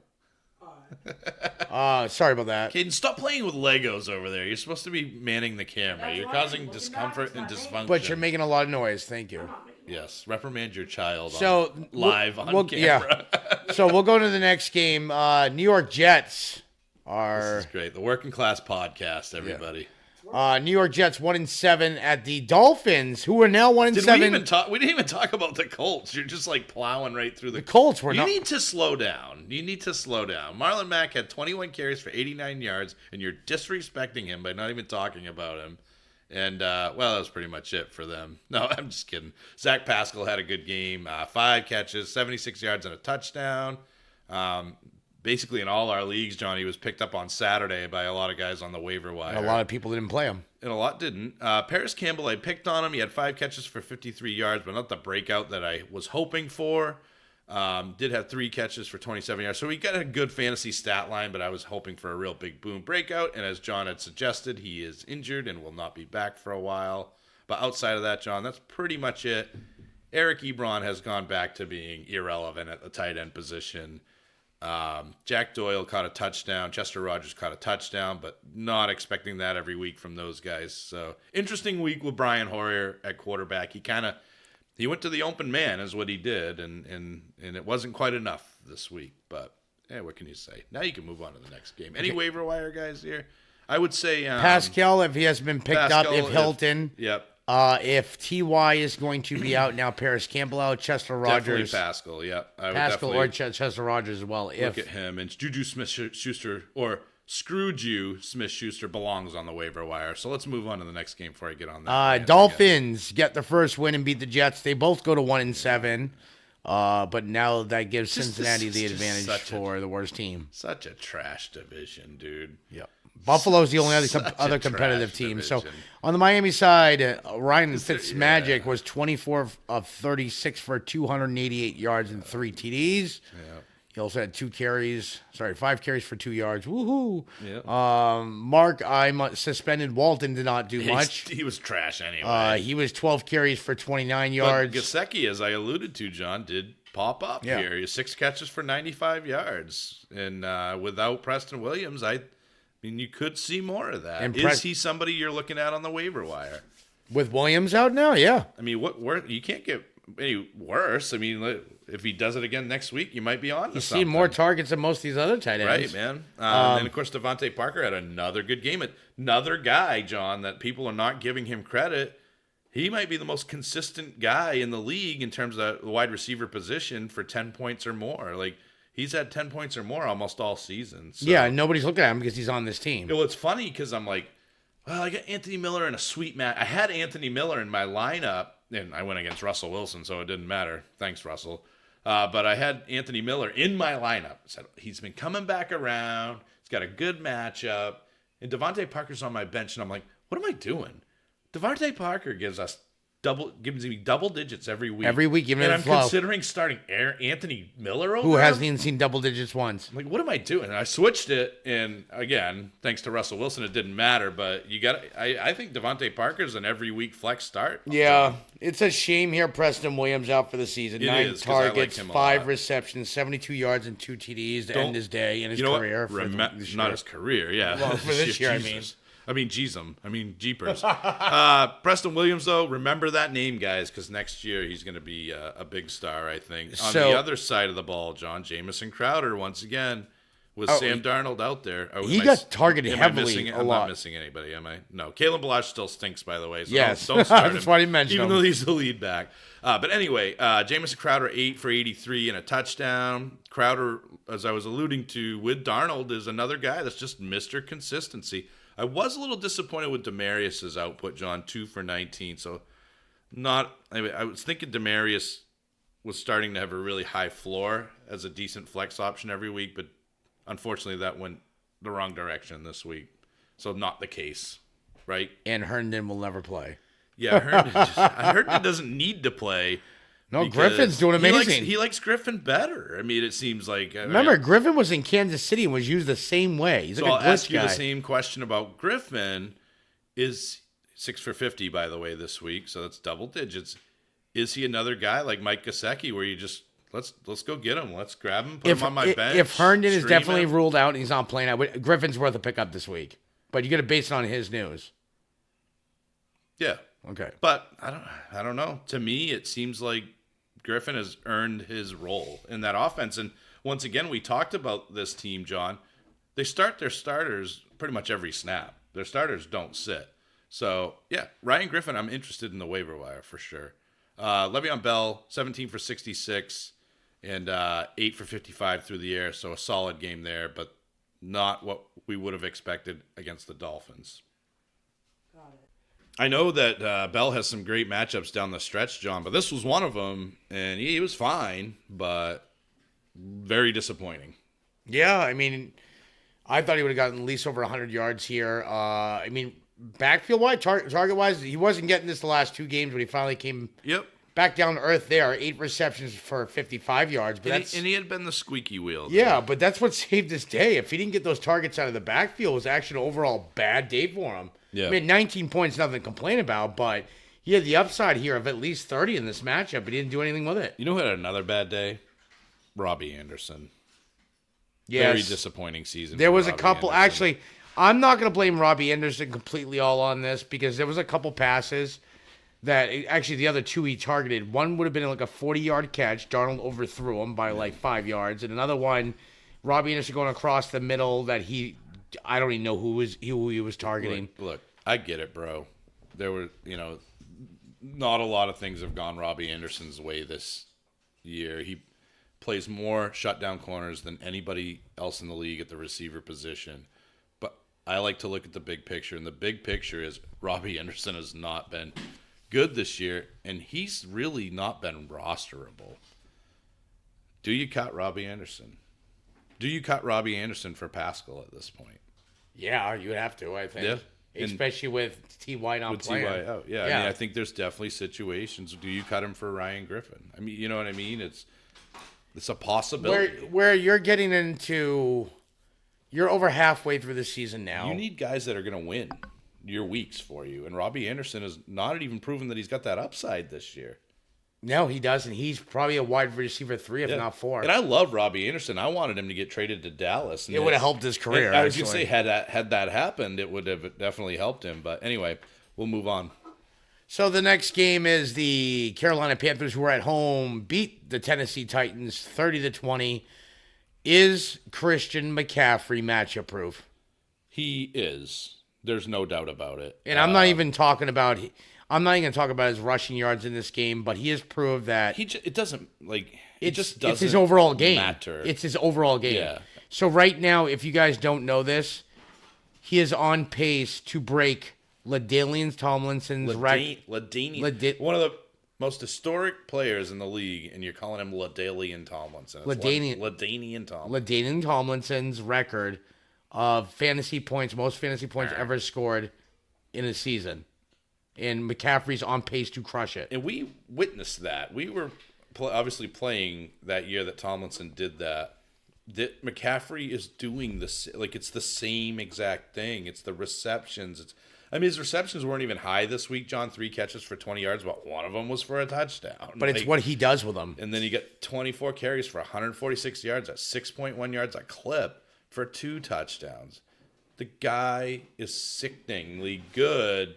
But he's going to get hurt. I'm telling you, he's going to get hurt. And I don't want that to happen. I'm not the type of guy, John Sorois or David Johnson, I'm not the type of guy to wish or want to predict injuries, but it's going to happen, man. Like, you can't get this much usage, a guy his size, and that not happen. But Tomlinson, it didn't happen to, and they're similar sized guys. You know what I mean? I think Tomlinson did, though, in the offseason. So, interesting to see that Christian McCaffrey really has set himself apart as the number 1 fantasy running back. Almost as interesting as Dalvin Cook's number 2. But he is really just the heartbeat of this offense. If Christian McCaffrey got hurt, I don't see this team winning another game. I honestly don't. No, especially with the Cam Newton out. I mean, and Kyle Allen is their quarterback. Kyle Allen's not stupid, and I don't think the coach is stupid. No, he's doing a fine job. They're building this offense not around Kyle Allen. No, they're building around Christian McCaffrey. Yeah. This offense and this playbook is designed to be about Christian McCaffrey, and then the small chip-ins, and that's where Kyle Allen comes into play. He's not sitting there throwing it 50 yards downfield. He's making these 15. He's still throwing for more yards per pass than Mason Rudolph. Yeah, but he's making those plays where it counts. So when they're, a couple carries, McCaffrey, let's say it's 30-3, Allen's making these throws to people like, DJ Moore, Curtis Samuel, and it clearly shows here. Allen is not good. He's not a good quarterback. No, he's a game manager. He's a game manager. I mean, you look at his QBR in this game, John, 47.8. His rating was 84.4. Those are not good numbers. But like you said, he's a game manager that's not losing them the game. On the other hand, you had a guy in Tennessee like I forgot his name. Tannehill or Mariota? No, the other loser, Mariota. That was doing that, and then Ryan Tannehill comes in and had a pretty good game. You know, if you're comparing quarterbacks, Tannehill looked like a superstar with 331 yards and a touchdown. But again, he wasn't that efficient either with a QBR of 56.4 and a rating of 82.3. So, ugly game from the quarterback position here. But they got you a decent amount of fantasy points. It's amazing. It always amazes me, John, how bad players can have bad games and still produce from a fantasy standpoint as long as they're getting touchdowns. You know what I mean? Yeah. And that's what happened here. However, if you want to compare running backs, we talked about McCaffrey. Derrick Henry, 13 carries for 63 yards and a touchdown. And then also 3 catches for 36 yards and a touchdown there as well, John. Derrick Henry had a great game. And he's getting work through the air, John. It's not a ton. It's only a few targets, but even as these few targets are better than his one a game, he's kind of like a Marlon Mack. Sees a lot of ground usage, but when you see that passing game involvement, like here, this is a great game. yeah. It's not a lot. 3 targets, 3 catches, 36 yards, but a TD. But he looked awesome, John. Like, he looked like a man possessed. He was using that size and that frame to his advantage, and he was fast. It's amazing how fast this guy is. For his size, he's 6'2". He should be so much better than he is, but it's great to see games like You this. know who he kind of reminds me of, the way his build is, but faster? Brandon Jacobs. Yeah. Oh, To a yeah, T. he's faster To a than T. Jacobs. Yeah, he looks like a Brandon Jacobs. He's like a fast Brandon Yeah. Jacobs. Your boy Dion Lewis had a decent game My here, boy, John. you know how much I Yeah. hate Dion Lewis. five receptions for 33 yards and then 20 yards on the ground. I mean, not great, but not terrible. Maybe I'll look at him as that bye week fill-in for Lenny Fournette. And then, of course, Corey Davis, 4 for 48. Again, not doing what you want him to. Same with A.J. Brown, 4 for 81. Adam Humphries, 4 for 65. So just nothing really, John, to be had here from the receiving game. You can't start any receivers in Tennessee with any level of confidence. Yeah, and then on the Carolina side, it's all DJ Moore, Curtis Samuel. Yep. That's all it is. DJ Moore, Curtis They're Samuel, both and great McCaffrey. players, man. They really are. And they are clearly the number 1 and number 2. And This is what we expected. Imagine if Cam was out there, though, is all I can yeah, say. You know? So I mean, Moore had a great game. 10 targets, 7 receptions for 101. Curtis Samuel, 3 catches for 64 yards and a TD, but 6 targets. So And this is why, John, that Allen is serviceable and that Carolina can win games with him, is because all of these players, Christian McCaffrey, Curtis Samuel, DJ Moore, they are home run hitters, elite level talents. And it's good to see all 3 of those guys perform this week for you in fantasy. It's always good to see. So one of the games I expected to be okay. I didn't expect it to be like this much of a shootout, but the Seattle Seahawks improved to 7-2 and beat the Tampa Bay Buccaneers, who were 2-6. But Bucs keep putting up those points. I mean, they just keep losing in the final minutes. But Russell Wilson mania running wild. Russell Mania is this week. It's running wild. It doesn't run wild every No, week. but I'm saying this week it is. Like I said, if Russell Wilson could decide to be this guy every single week, I mean, they'd be unstoppable. But give him credit. 378 yards, 5 flipping touchdowns, man. You get a touchdown. You get a It's touchdown. unbelievable. And then Chris Carson, again, gets the usual workload. He had 16 carries for 105 yards, 2 receptions for 28 yards. Did not get a touchdown this game, but the usage definitely floated his floor. Chris Carson may be the safest floor in fantasy football as it relates to running backs, much to my chagrin. Tyler Lockett, bro. I just got this guy in a trade in my Dynasty League, and I think we talked about it. 13 receptions for 152 yards and 2 touchdowns. We say he doesn't get targeted a lot. 18 targets, dude. 18 He's done targets. this. This is the second time he's done this, yeah. So Tyler Lockett's turning into an elite receiver from a fantasy perspective, and I guess I just stole him, man. Was it Jake who said during the season that he didn't think Lockett would ever amount to a number 1? Did I argue with him with that? I believe it was him. And I didn't disagree with him, John, to be fair. I did not see him as a guy. Like, he just wasn't getting the targets. His efficiency was so sky high that you just can't trust it every week. But he's proven us both wrong this year. Who's proven me right this year? Is DK Metcalf. Oh, he's an immediate threat. I didn't He's think the he was real a- deal. Yeah, I mean, the And guy he still doesn't know the whole route tree. no, and he still leads the league in red zone targets. And he does. Yeah, 6 for 123 and a touchdown. I don't think Gordon's going to affect either of these guys, man. I think Gordon's just going to draw double coverage, which could make these guys better. Or the person it could affect is the one who got the 2 other touchdowns yesterday. Yeah, Jacob Hollister. Yeah, Hollister kind of came out of nowhere. It wasn't Luke Wilson. It was former New England Patriot Jacob Hollister. But yeah, 4 catches for 37 yards on 6 targets. Had a good day. I think worth a flyer, on the waiver wire. I really do. I think he's worth a look. And again, next week maybe he gets no catches for no yards, but you got to take the chance at this point of the season. Russell Wilson. Especially if you're streaming tight Russell ends. Wilson loves tight ends. I don't know why. He does. Disley, he does like tight ends. Yeah, I guess. Jimmy Graham when he was there. Yeah, I guess. I don't know.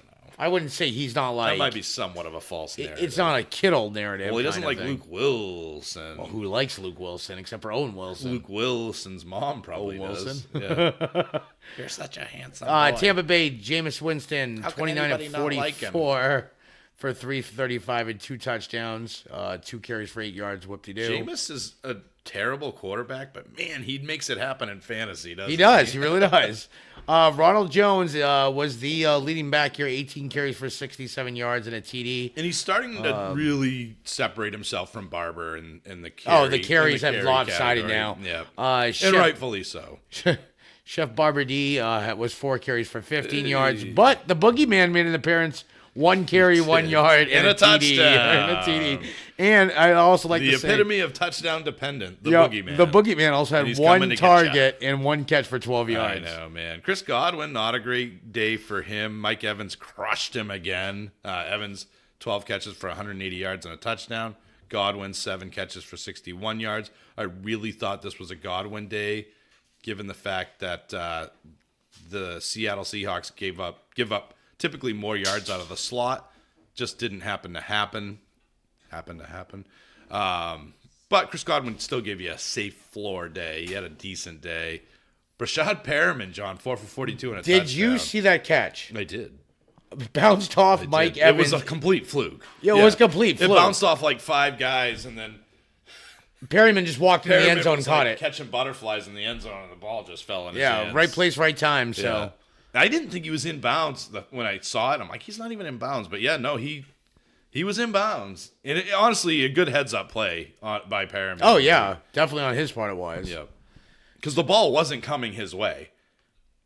And for him to... No. Yeah, so good heads-up play by yeah. him.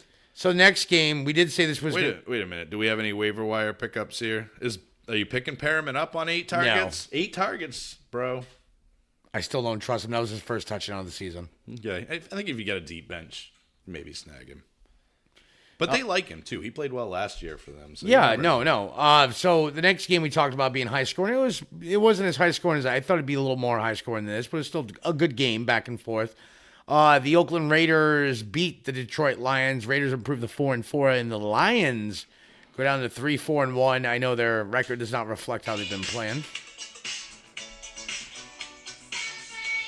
I'm celebrating. Not yet, you're not. No, I'm saying that's his touchdown. I was You very will, happy though. about that. Yeah, so... Matt Stafford. I was not celebrating Kenny Galladay. No, you were the birthday celebrating boy. Marvin Jones. I'm like, seriously? I got Marvitron, and Marvitron catches 50 million passes, everything that's thrown his way. And John, the epitome of the luck drag. He's the luck dragon of fantasy football. The dude catches every other pass. Galladay catches for like 50 yards. You know why I said this is what I said to him? He'll get a touchdown. He's like, why? I'm like, birthday narrative. Some people don't believe in narratives. Sometimes I do. Well, I didn't doubt he'd get. I knew he would perform well. I can't mean, see it was- Stafford not giving It was a against touchdown for his Oakland, birthday. for God's sakes. Oakland's awful. So, But Oakland won, and Detroit does what Detroit does because their coach is an idiot. They lost. They're good at losing games, and it wasn't Matt Stafford's fault because Stafford had 406 yards and 3 touchdowns, only 1 pick, 110% rating, 65.3 QBR. The run game really held this team back, John. J.D. McKissick, 4 carries, 32 yards. I know McKissick fumbled the ball as well. But he did have 8 yards of carry, so maybe you see him as starting to get the lead back role. because he definitely was more efficient on the ground than Ty Johnson, 9 for 29 and 3.2 yards per carry. Paul Perkins got a few carries. Marvin Hall got a carry. You get a carry. You get a carry. But none of it amounted to much. But yes, 4 catches for 32 yards, a 33-yard per catch average for Kenny Golladay, which is very lucky, and 1 touchdown. Marvin Jones, another good day, John. He kind of was quiet last week, but he got targeted 10 times, caught 8 of them for 126 yards. He got a touchdown as well. Are we underrating this receiving core, John, as being up there with the best duos of the league? I think we might be. We are, because, and you would admit to this too, I think, years past used to bash Stafford. A lot of people did. Let's be honest. Because Stafford's been bad a lot in his career. He has. Yeah, he's kind of earned that. Yeah, no, he has. I'm not saying he hasn't earned it, but now that they're starting to give him the pieces, he can actually do a good job. And he's healthy. Yes, that's a big. So that helps. That's a big plus. But what the biggest thing hurting him, but also helping him, he doesn't have the run game, but has forced him to throw the ball more. Yeah, so you're gonna see, and that's why I'm reluctant to trade Marvin Jones, John. I almost think, because I'm looking, as John knows, I'm looking to trade either Tyler Boyd or Marvin Jones, but this team can't run. No, and look at the numbers with Stafford throwing this ball all day long. They're going to throw 406 yards. They're going to abandon the run quick, even if they're down a little bit, because the run stinks. So they're not going to put any stock into it. I mean, if I'm looking at this right, what did Stafford get? 35 points? Yeah, man, about he had roughly? a great game. So anyway, Marvin Jones having a great season. Kenny Golladay having a great season. These guys are legit. On the Oakland side of the ball, speaking of legit, Josh Jacobs. Josh Jacobs is legit. I told you that trade early because I was nervous about Jacobs getting hurt, and of course he didn't. You did call it, though. You just said the reason why you wanted to make this trade. You were worried about Jacobs, but you're like, Jacobs will probably go off once I make this trade. And, that would have probably lost you the week, and maybe it did lose me the week, but it was a decision I made because I knew if Jacobs did get hurt, I wouldn't be getting Julio, and I'm happy to have Julio. But anyway, Derek Carr, 20 for 31, 289 yards, 2 touchdowns. Josh Jacobs, 28 carries for 120 yards, 2 touchdowns. He didn't catch any passes, John, which kind of surprised me because he was getting involved in the passing game. He got targeted a couple of times, couldn't wrangle him in. Derek Carrier carried one time for 27 yards. Yeah, I did see that. I just want to say that because of his name. But you know what really surprised me, John, is that Darren Waller did not perform well in this game. Only 2 catches for 52 yards. He's starting to peter off a little bit. I think teams are catching on. We're not going to leave him wide open. Right. We're going to double cover him. And they don't have... Tyrell Williams is not an elite And I'm wide sorry, receiver. Bobby Wagner sitting in the middle, one of the best middle linebackers in the game. Yeah. He's not going to give up the ball to Waller if he's covering him. I'm not No. saying... But that linebacking core is pretty solid, actually, too. You got to give Oakland credit because they have no receivers, dude. Like, it's good to see Hunter Renfrow get more involved. Another week where he performed well. So do you think it now Renfro's catching on? Do you think now is the time to get Renfrow? I think he is. Okay. And if he happens to be on the waiver wire, then I would definitely reach out and touch someone when it comes to Hunter Renfrow because he's building chemistry with Derek Carr, and there's really not a lot of other guys to throw to outside of Tyrell Williams. We know Zay Jones has never been, a major player in this league. I don't think he ever will be.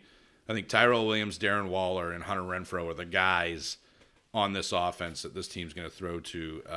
Jalen Richard, decent day, 3 for 56, but really nothing to speak of there. But yeah, Hunter Renfrow, definitely a waiver wire ad. And on the Detroit side, John, I really think J.D. McKissick, who we missed on this, but he did catch 3 balls for 40 yards and a touchdown.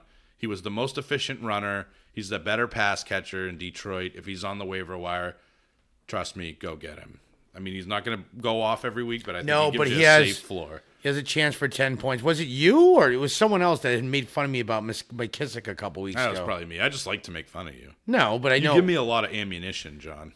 I'm just saying, McKissick did a decent job. Are we going to get over it with this Packers-Chargers game? Because I'd like to buzz through that game as quickly as humanly possible. We're actually not even on that. Hold on. We are on, unless I messed up, we are on the Broncos and Browns game. Broncos took this game 24-19 over the Browns. Broncos improved to 3-6, and the Browns dropped to 2-6. Broncos here. Brandon Allen in his first start. Not bad. not spectacular. He was 12 completions for 20 yards, 193 yards, and 2 TDs. So he did a good job of managing this game. He also had 5 carries for 13 yards. Philip Lindsay actually had a decent day on the ground. 9 carries for 92 yards and a TD. It's just going to ebb and flow with those two guys. Yeah. It really Royce is. Freeman, 5 carries for 15 nothing. yards. Nothing great there. There's not enough. This was probably Freeman's worst game. He had 1 catch for -1 yards. It was a bad game for him, and there's just not enough to go around with these guys. And I think the problem here is new quarterback. And by these guys, I mean Lindsey and Freeman. Yeah, new quarterback. I don't know who he has a good relationship with or chemistry with, but it was obviously Noah Fant because Noah Fant had 4 targets, Yeah. 3 Only caught receptions 3. for 115 yards. One of them was a long 75-yard bomb. which he was trucking people if you watch that Dude, play. he was. It was amazing. Yeah. And then Cortland Sutton represent, man. Another good game, 5 for 56 That and a catch touch. was amazing. Did you see Yeah, that touchdown? That was absolutely. amazing catch by him. Cortland Sutton's a must start every week. He's the type of guy you just throw in your flex and you know you're going to And get a safe amount. Devontae Booker still lives. He does. I didn't even know he was on the team. I didn't anymore. either. I thought he was just like on the practice squad because he had disappeared, but he had 1 catch for 14 yards. On the Cleveland side, Baker Mayfield had the best game of his season, I think. 273 yards and a touchdown, no interceptions. Just still not looking good, though, man. I don't know. He doesn't look good.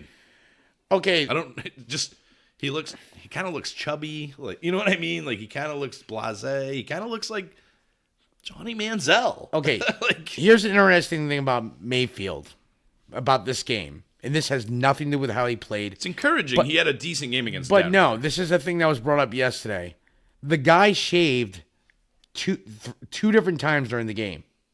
He had a full beard. He went to a goatee. Then he just had a mustache. He shaved 2 separate times in this game. What is that? Purpose? Thank you. Superstition?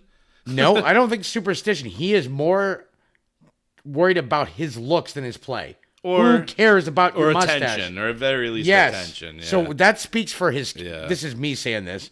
When I had heard that, I'm like, so he's more worried about his looks, how he looks to the fans, than he is about the way he's playing. yeah, I don't lost know. total respect after I read that. I mean, I'm not gonna lose and there's total pictures, respect, but but this was one of his better. lose total respect for a guy like Antonio Brown. Not No, not a dude that not shaves his total beard. respect. But what I'm saying Yeah. is, I think he cares more about his appearance. I think it's attention. He wants to be a superstar. but he and will if you want to be a superstar, you got to win. start playing. Right, yeah. Start playing like he did last year, which was But not a terrible game. So maybe he should shave more often. Odell 5 for 87, not bad. Not what you want from Odell, but not bad. Jarvis Landry 6 for 51 and a touchdown. That's a good game.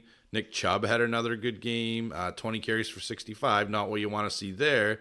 But again, 4 for 26 through the air, so he gives you a solid outing.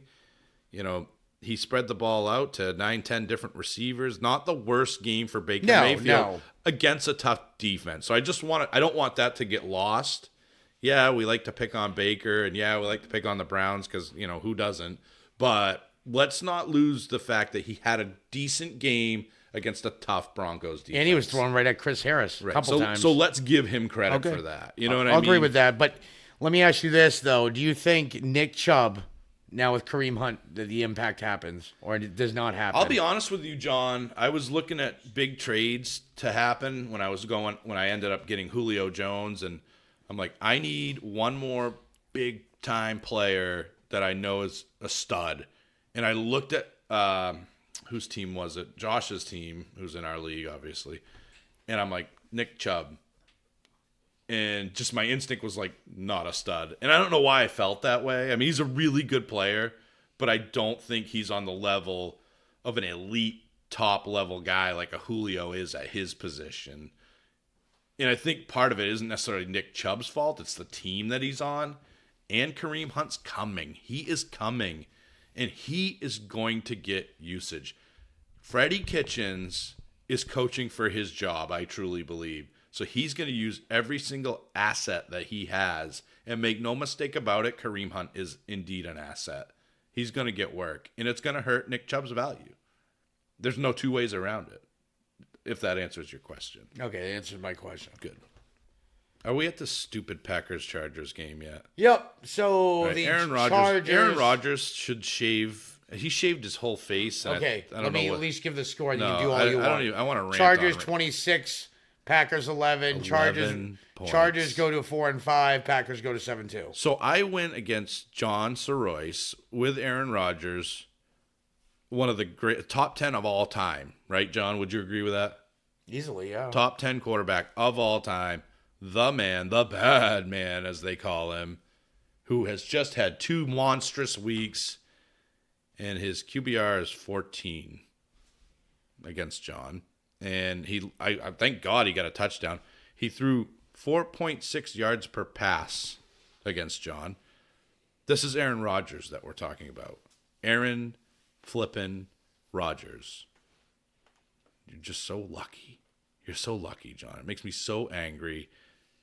Green Bay better figure out what happened this week on a serious note, because Aaron Jones, he was trash too. 8 carries for 30 yards. He did nothing this week. Jamal Williams salvaged his day with a touchdown because he wasn't great either. And Devontae Adams had 11 targets, caught 7 of them for 41 yards.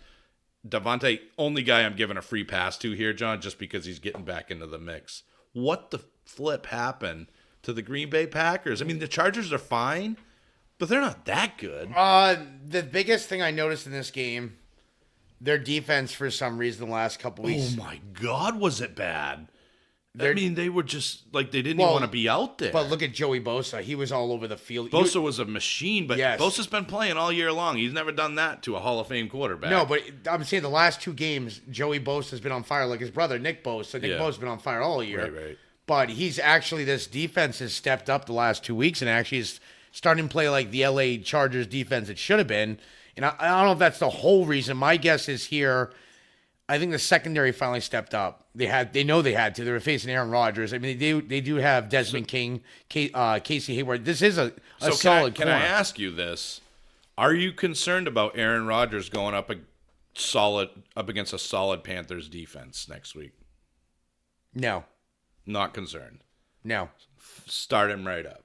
I think he's going to be pissed off because of this. He does have, I never really buy into that narrative, but Rodgers is the type of guy that does have a chip on his shoulder.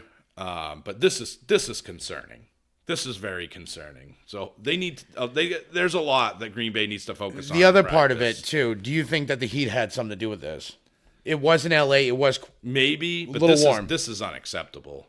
No, that's what I'm saying. Unacceptable. I think the weather had something to do with this game. It was low. And in defense of the Packers offense, as you alluded to, their defense gave them nothing for time of possession. Nothing. No, nothing. There was a drive that LA had, John, that basically took away the whole first quarter. It was unbelievable. It was an embarrassment. And Green Bay needs to do some serious soul searching this week and hopefully some heavy duty practices. Well, Green Bay's been known for their secondary. I mean, yeah, Phillip Rivers did not give up a touchdown here, but we know that Green Bay. Let's be honest, the Chargers offense has not looked good. And they look like world beaters against the Green Bay's defense, we know the rush defense is awful. We do know that. In which it reflects here, Melvin Gordon, 20 carries, 80 yards, 2 TDs. It was Gordon's day today. 3 catches, 29 yards. This is the volume we've been talking about, Gordon. But I also alluded to about Eckler being involved still, 12 carries, 70 yards. So he did very well there. Eckler had a solid day. Everybody had a good day except one guy, John. Keenan Allen, once again, under 10 points. What is going on? What do you think it is? Is his injury that they talked about, not this past week, the week before, where he said he had like a quad kind of like, or hamstring, I believe, was kind of aching him? I'm beginning to wonder because I've been telling you guys every week, like I did with Zach Ertz, don't worry, it's coming. He'll be fine. This is 5 straight games. If it doesn't happen next week, John, I'm a little concerned. Well, because there was a couple plays that Ja'Marr Alexander for Green Bay, and he's actually really good. And they play the Raiders next week. Yeah. So it should happen. Yeah. Mike Williams, even going against a decent secondary here, had 3 catches for 111 yards. And Hunter Henry, Green Bay's not great against the defense. I mean, against the tight ends, not great. They're not bad either. Yeah. But they got chewed up here. 10 targets from Hunter Henry, 7 receptions for 84 yards. But Keenan Allen just disappeared. And I don't want to get hung up on Allen because it is noteworthy that Melvin Gordon's back. He had 3 catches for 29 yards. He had 20 carries for 80 yards, 2 touchdowns. And he even allowed Austin Eckler to have a decent day with 4 catches for 23 yards and 12 carries for 70 But yards. usually this is what their running game was supposed to yes, look but like. usually when you see these big games from Gordon, you usually see at least 6 to 7 catches for Allen, like 80 yards. You're not even seeing that It's not anymore. there. It's not there. Hunter Henry's seeing it now. And he's efficient. He's getting 13 yards per catch. That's really good. Yeah. Those are really good numbers. But he only got targeted 4 times, John. And Hunter Henry get targeted 10 times. So is that just Rivers exploiting, something that he sees in this defense, which was pretty much the whole defense? Or is this an injury? What is this indicative of is my question. If it doesn't happen next week against Oakland, I'm concerned. And if it does happen next week against Oakland, John, are you trading him? I mean, you got to get ready for the playoffs. If he has another bad week, I almost think you can trade him this week before. I'm trading guys because I need to get ready for the playoffs, and I don't want no inconsistent dudes out there. And he is developed into Allen is that 5 this year straight weeks for whatever reason. I wouldn't wait till this week to see if it happens. Yeah. I would do it now and start early. Yep, I got rid of Diggs. I got rid of Juju personally because of that. So I would be a hypocrite if I told you not to shop Keenan Allen. And you might want to do it next week because I think he'll finally show up against Oakland. Raiders are bad against the They're secondary. bad. Look what Marvin Jones and Kenny Golladay just did to him. And our trade deadlines are coming up too, so I don't know what leagues different leagues have different deadlines, but definitely looking to moving Allen. I think I don't know how you can't at this point. One more game, John. Yes, one more game. We go into your favorite game. Oh yeah, what's that? I don't have too many of them this week. No, it's All my stud players. the Ravens improved to 6-2 with a win over the Patriots, 37-20. Patriots dropped to 8-1. So, in all seriousness, if we want to discuss players that are matchup proof, I think you might want to involve Lamar Jackson insofar as him having a good floor. I mean, we've seen him not have some games that are like 20, 22, you know what I mean? But I think Lamar Jackson is pretty bankable, a bankable asset every week. He only had 163 yards through the air and 1 touchdown. And, and you're one that said it too. Oh, their offense is great. Well, their run offense is great. Their pass offense is sometimes less than desirable, but that's his floor. It's funny. With Lamar Jackson, his passing work is the icing on the cake for him. Where most guys that have the Konami code, it's their rushing ability that is the icing on the cake. No, his baseline is based on his rushing sometimes. Yeah. With his 2 touchdowns and 61 I mean, yards. you're talking on about a 16 guy carries. after this game. What does he have? Almost 800 yards rushing. Yeah, I think he was the top 3 rusher. He would have been like in the top 3 He's running beating back multiple. if he was a Yes, running he's back. beating multiple teams right now. It's unbelievable, and it's helping Mark Ingram's value. Mark Ingram had 15 carries for 115 yards. Nothing wrong with that. And he also had 2 catches for 29 yards. Hollywood played, and I think that helped. He didn't have a great game, but I think it helped at least having him on the field because New England's defense had to account for him. He only had 3 catches for 48 yards on only 4 targets, so maybe not quite 100%. Mark Andrews was outplayed here, John, by Nick Boyle. What's the story there? He also was out-targeted. I Do you just think they were double teaming Andrews? they know Andrews other than Hollywood, they know he's the primary target. And Hurst, the last couple weeks, more teams have been paying attention to Andrews since the uptick in target volume. And Hurst is the guy getting open. But you notice they're running more double tight end sets, though, too. 3 tight ends actually caught passes in this game, so that's interesting.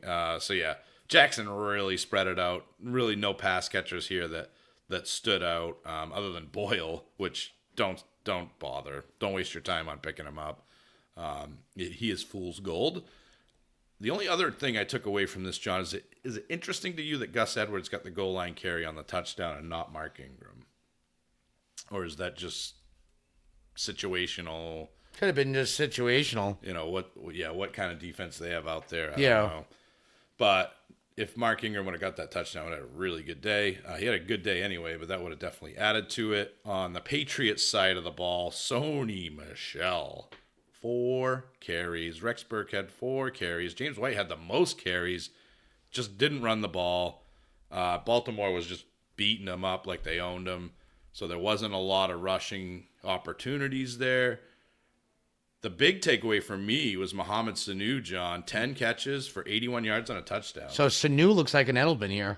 You know, Same floor. But what did I say? This could be a Sanu week. Yeah. He could pop here. But here. look at this. You have Edelman it's and almost Sanu. the same stat line, other than that Sanu TD. got the touchdown. Yep. Yeah. They're okay. Sanu got a couple, 3 more targets if we're going to be like stat for stat. Yeah. Receptions were the same yardage, 8-yard difference, but that TD.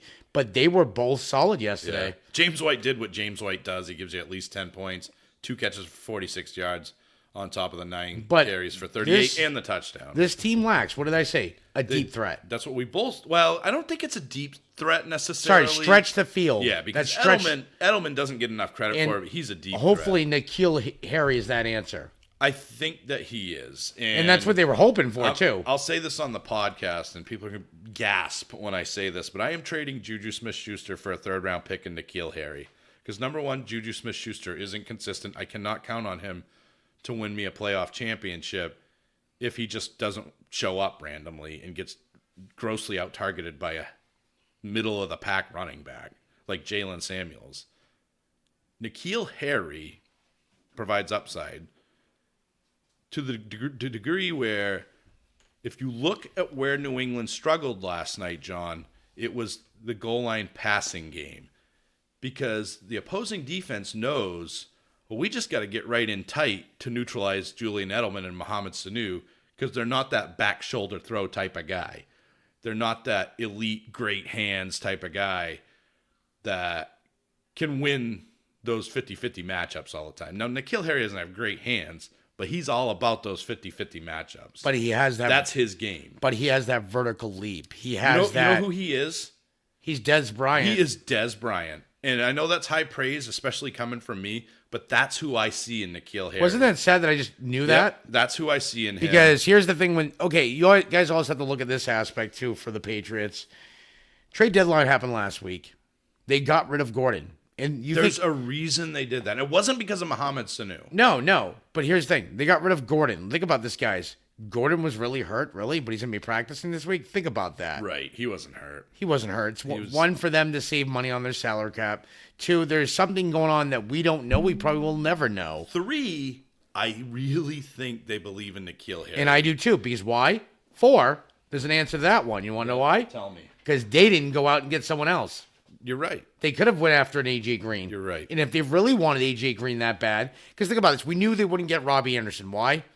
Same division. We know that Jets are not going to trade Robbie Anderson to the Patriots. I'm telling you. But they could have gotten A.J. Green. And let's think about this for a moment. If they really wanted someone like an A.J. Green, they would give up the farm. They would. And they didn't. So that means they believe in N'Keal Harry. I'm telling you right now, N'Keal Harry could be a league winner for me and anybody else that gets him. So if we're talking waiver wire, and we like to at least discuss throughout, the recap, guys that are interesting pickups on the waiver wire, N'Keal Harry's more than interesting if he's out there. And I would say I would spend 50% of your fab budget on N'Keal Harry if he is still on the waiver wire right now. You probably should have picked him up last week for nothing if he was kicking around. But I'm really high on N'Keal Harry. I think he could be a league winner. He is by far, John, the best alpha level talent on that team in terms of offensive players. Edelman's great, but he's not an alpha level talent. Edelman is. N'Keal Harry is, and I said it all offseason, and he's going to cash in for me. I really, truly believe that. Edelman is a security blanket / possession receiver. That's his job. It always has been. He is Brady's security blanket. He's the guy who will get first downs, but he will also get you. He's a guy that Brady can lean on if it's 3rd and 8. You know what I'm saying? But he's not that guy that's going to rake you in a 50-yard bomb every game. Maybe every once in a great while, yes. Or he might get you a touchdown. But Edelman's job is just to get the chains to move, to get that first down, to get that tough yardage. It is not his job to get in the end zone. Yep, it's not. And he can get you there. Like I said, you could take our theory. I like my theory than 80% of everybody else. But think about that, guys. They didn't go after these big names during the trade deadline. They could have. Think about it. If a team really wants somebody, they're going to break the bank, and they didn't. So they obviously have faith in N'Keal Harry. Second of all, they cut Josh Gordon. Let's be honest. They cut him. He wasn't injured. They put him on IR so they can save money. Let's business move, Yeah, guys. yeah. But they didn't go out and get an AJ Green. There was plenty of Yeah, because names. wouldn't they get like a salary cap hit or something like that? So they're smart about their moves too. Of course, any team would have But done that. here's the thing: if a team really wants somebody, they will pay the pieces of the chip. They could have gone after Emmanuel Sanders, they didn't. But they don't want. And I don't want to. They went after guys, but they weren't willing to invest what I think the price tag was. And they wouldn't. And I think they did that because of N'Keal And they wouldn't Harry. have drafted N'Keal Harry where they would He's have. a first round pick, guys. Exactly. They've invested this money in for him for a reason. I guarantee you, if I asked 100 people, John, that play fantasy football, what do you think about Juju Smith-Schuster for N'Keal Harry and They'd a say you're third-round crazy. pick? They'd laugh at me. They say you're crazy, but you're But thinking. I am the mother effing trade whisperer, John, and I am for a reason. And I really think N'Keal Harry is going to be better than Juju down the stretch. Just a hunch. But you also got to remember, you're thinking outside of the box. A lot of people don't think that way. and that you have to. They think of Juju in his past. Well, guess name. what? Who was part of that past? Yep. Big Ben Ben. Roethlisberger, who's part of the now. Yes. The worst quarterback in This the is like history the of the movie NFL. Christmas Carol. We're in the future, and Juju's Yeah. doing bad in the future. Yep. And that's why now's your time to get something, like you said, something out of him and take a chance in the playoffs. If N'Keal Harry goes off, let's say he not even goes off. Let's say he plays 6 catches, 50 yards a TD. That's still better than I'm Schuster glad did. you're buying in here. glad I'm you're completely buying bought into this, especially when you start throwing the different, you know what I'm saying, scenarios like I'm saying. Why they didn't go after another receiver? And I could be wrong, guys. I mean, this is not supposed to happen. N'Keal Harry's not supposed And to guys, come in he and blow didn't up. feed me that Des Bryant thing. The fact is that I knew. Well, and we discussed N'Keal Harry a lot in the offseason because I was very high on him. But I love N'Keal Harry, and I love what he brings to the table as a playmaker. And I think Tom Brady's going to love him too. But we'll see. We'll But wait yeah, and but see. what's the worst thing?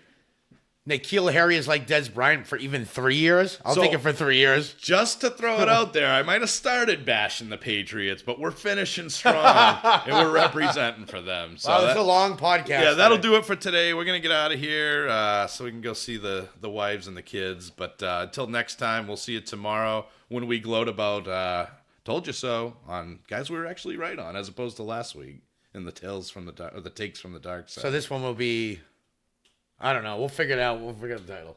yeah, and did we do our actual open today? I didn't even do our open I don't today. think we did. Yeah, I think you went plowed into the right rant. it. Yeah, I was so excited about the Patriots. So we'll see you guys next time. Peace out. We'll see you guys tomorrow. Thank you for listening to the Armchair Fantasy Football Podcast. Thanks for supporting the show. Until next time.